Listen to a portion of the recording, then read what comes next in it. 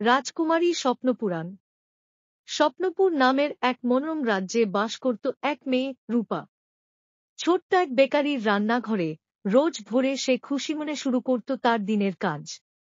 পরনে সাদা এপ্রন, চুল বাঁধা পরিপাটি করে, দুহাতের জাদু দিয়ে বানাত নানা রকম রুটি আর মিষ্টি।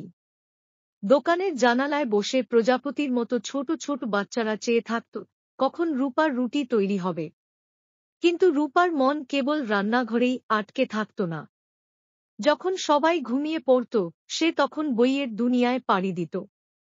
রান্নার বই থেকে ইতিহাস, সাহিত্য থেকে বিজ্ঞান, যে বই তার হাতে আসত সে মন দিয়ে পড়ে যেত।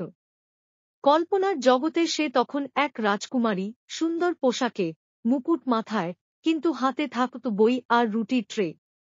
একদিন রাজপ্রাসাদ থেকে বিশেষ এক ঘোষণা এলো, রাজা ও রানী খুঁজছেন এমন একজন, যিনি রান্নায় অনন্য এবং জ্ঞানে প্রখর।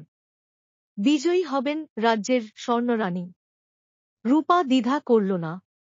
নিজের সবচেয়ে প্রিয় রেসিপি স্বর্ণরুটি বানিয়ে নিয়ে গেল প্রতিযোগিতায়। ময়দায় মেশানো ছিল মধু, দুধ আর নিজের অন্তরের ভালোবাসা। বিচারকের আসনে ছিলেন রাজা ও রানী নিজেই। রূপার রুটি মুখে দিয়েই তারা থমকে গেলেন, এ যেন শুধু খাবার নয়, এক স্বপ্নের স্বাদ। রাজা রূপার দিকে তাকিয়ে বললেন, তুমি শুধু একজন রাঁধুনি নও, তোমার চোখে আমরা দেখি জ্ঞান, সাহস আর ভালোবাসা। তুমি হতে পারো আমাদের রাজ্যের গর্ব। তখনই রূপাকে রাজকীয় পোশাক পরিয়ে তুলে দেওয়া হয়, স্বর্ণরানীর মুকুট।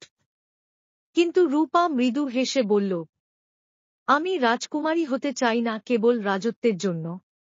আমি চাই জ্ঞান আর ভালোবাসা দিয়ে মানুষের হৃদয় জিততে। তারপর থেকে রূপা রাজপ্রাসাদের একজন সম্মানিত উপদেষ্টা হয়। দিনে সে রান্না করে রাজপরিবারের জন্য, আর রাতে শিক্ষায় আলোকিত করে রাজ্যের মেয়েদের। বেকারি, প্রাসাদ আর গ্রন্থাগারের মাঝে কেটে যায় তার দিনগুলো, তিনটি জীবন একত্রে বয়ে চলে তার মধ্যে। এইভাবেই এক সাধারণ মেয়ের হাতে গড়ে ওঠে এক অসাধারণ গল্প। তখন সবাই বলত, সে কেবল রান্না করে না, সে স্বপ্ন গড়ে, তাই সে রাজকুমারী স্বপ্নপুরাণ।